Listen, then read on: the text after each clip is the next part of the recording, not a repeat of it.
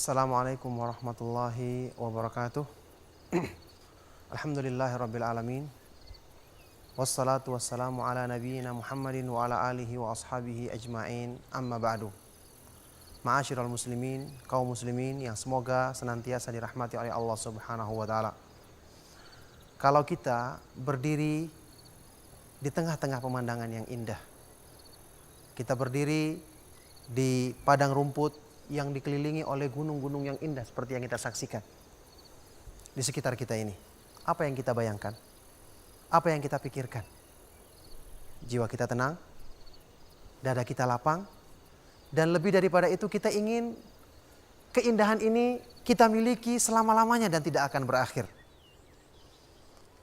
Tapi coba kita renungkan dengan iman kita, wahai orang-orang yang beriman. Ini adalah keindahan dunia. Kalau kita katakan indah. Keindahan dunia yang pertama, keindahan dunia itu bagaimanapun kita anggap tinggi keindahannya atau sempurna, keindahan tersebut tetap dia itu sangat-sangat rendah di sisi Allah. Sangat-sangat tidak ada artinya dibandingkan dengan sempurnanya keindahan yang Allah siapkan bagi orang-orang yang beriman di akhirat nanti. Coba renungkan makna sabda Nabi SAW. Lau kanatid dunya ta'dilu indallahi janaha ba'udatin ma syariba minhal kafiru syurbatal ma. Seandainya dunia itu sebanding di sisi Allah dengan sayap seekor nyamuk, kalau saja dia nilainya sama dengan sayap seekor nyamuk di sisi Allah, maka orang kafir tidak akan bisa minum dari dunia itu seteguk air pun. Tapi karena nilainya lebih rendah daripada sayap seekor nyamuk, barulah mereka diberikan air minum, makanan dan rezeki di dunia ini. Orang-orang kafir. Jadi keindahan yang kita saksikan ini sangat rendah. Sangat tidak ada artinya. Belum lagi sementara. Rasulullah SAW bersabda, "Mali walid dunya, ma ana fid dunya illa karakibin istadalla tahta syajaratin thumma raha wa tarakaha." Mali walid dunia. Aku bukanlah orang yang mendahulukan atau mengutamakan dunia. Ada apa aku dengan dunia?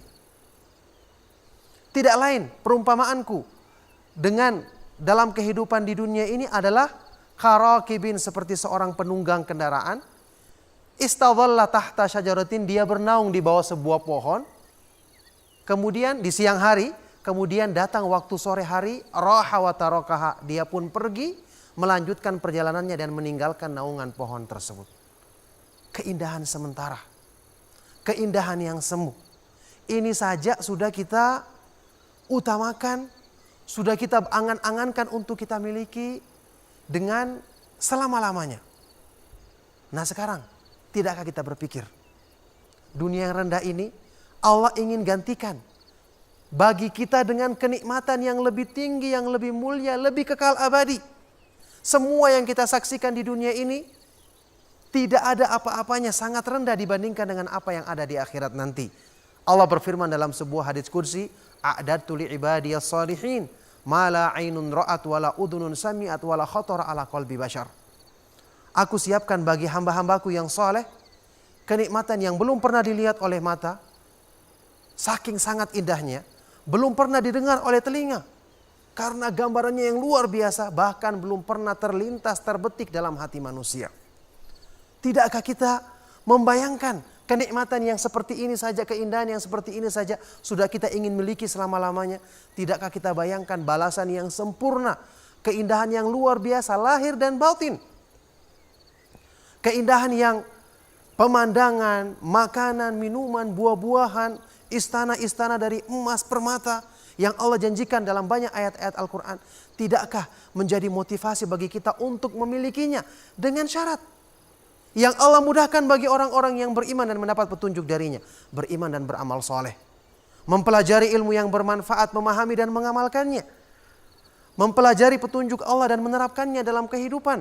Dengan memohon pertolongan kepada Allah Subhanahu wa ta'ala, karena dialah yang maha mampu untuk memasukkan taufik ke dalam hati kita untuk mau mengikuti petunjuknya. Ma'asyiral muslimin, penduduk sorga, karena kenikmatan yang mereka rasakan, Allah Subhanahu wa taala gambarkan dalam Al-Qur'an ta'rifu fi wujuhihim nadratan na'im. Kamu akan kenali pada wajah-wajah mereka nadrah, kecerahan dari nikmat yang mereka rasakan dalam batinnya. Saking senangnya pada wajahnya terpancar bagaimana nikmatnya, bagaimana keindahannya. Jadi dada mereka sangat lapang, sampai-sampai pancaran cahaya keindahan dalam wajah mereka terlihat nyata. Karena inilah kenikmatan yang tiada taranya yang Allah Subhanahu wa taala janjikan bagi hamba-hambanya yang beriman. Fawaqahumullahu syarra dzalikal yaumi walaqahum nadratan wa surura. Maka Allah Subhanahu wa taala menjaga hamba-hambanya yang beriman dan bertakwa kepadanya dari keburukan pada hari kiamat, dan Allah anugerahkan kepada mereka kecerahan di wajah dan kegembiraan, kebahagiaan dalam hati. Inilah kebahagiaan yang kekal abadi selama-lamanya. Kalau untuk kenikmatan yang sementara saja, mungkin kita harus naik gunung, jauh-jauh datang ke pantai, bahkan kita harus nyewa. Ini sementara untuk kita dapatkan dan akan berakhir. Bagaimana kita tidak bersabar menundukkan hawa nafsu di dunia untuk meraih kenikmatan yang kekal abadi selama-lamanya.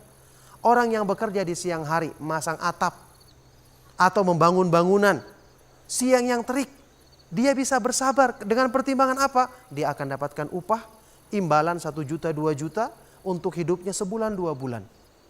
Hidup sebulan 2 bulan, dia rela untuk berpayah-payah. Nah, kenapa kita untuk kehidupan yang kekal abadi, yang sebentar lagi akan kita rasakan, dan dunia yang akan kita tinggalkan sebentar lagi, kenapa kita tidak bersabar untuk menundukkan hawa nafsu?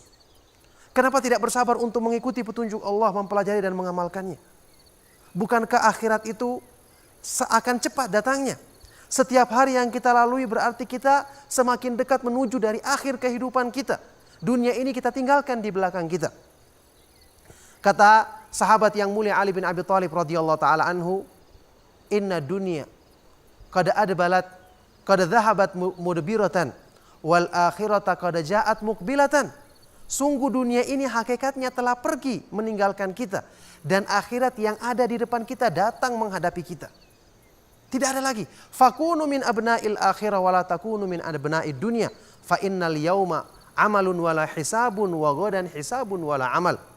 Maka jadilah kamu sebagai pencinta akhirat dan jangan menjadi pecinta dunia. Karena hari ini, kata beliau, saat ini adalah kesempatan beramal. Belum ada perhitungan. Nanti di akhirat yang ada cuma perhitungan dan tidak ada kesempatan lagi untuk beramal. Jadi jangan korbankan yang kekal abadi untuk kesenangan sementara. Orang bekerja saja hanya untuk pertimbangan nafkah 2 bulan, dia bersabar karena kepayahannya. Nah, kita disuruh bersabar sebentar menundukkan hawa nafsu untuk hari esok kita yang sesungguhnya kekal abadi. Ya ayyuhalladzina amanu taqullaha wal tanzur nafsum ma qaddamat lighad. Wahai orang-orang yang beriman, bertakwalah kepada Allah dan hendaknya masing-masing diri melihat apa yang diusahakannya saat ini untuk hari esoknya, untuk masa depannya yang sesungguhnya kehidupan yang kekal abadi di sisi Allah Subhanahu wa taala nantinya. Maka inilah pelajaran bagi kita sewaktu kita melihat alam semesta yang indah. Kita bandingkan dengan kenikmatan yang menanti kita di sorga nanti jika kita bersabar sebentar menundukkan hawa nafsu untuk mempelajari petunjuk Allah, memahami dan berusaha mengamalkannya.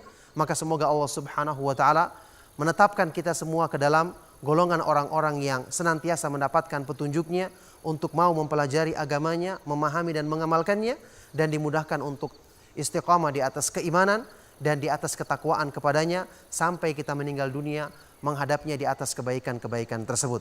Maka demikianlah, semoga Allah Subhanahu wa taala menjadikan ceramah singkat ini bermanfaat. Sallallahu wasallam wa barak ala nabiyina Muhammadin wa ala alihi wa ashabihi wa man tabi'ahum bi ihsan ila yaumiddin. Walhamdulillahi rabbil alamin. Subhanakallahumma wa bihamdika asyhadu an la ilaha illa anta astaghfiruka wa atubu ilaik. Wassalamualaikum warahmatullahi wabarakatuh.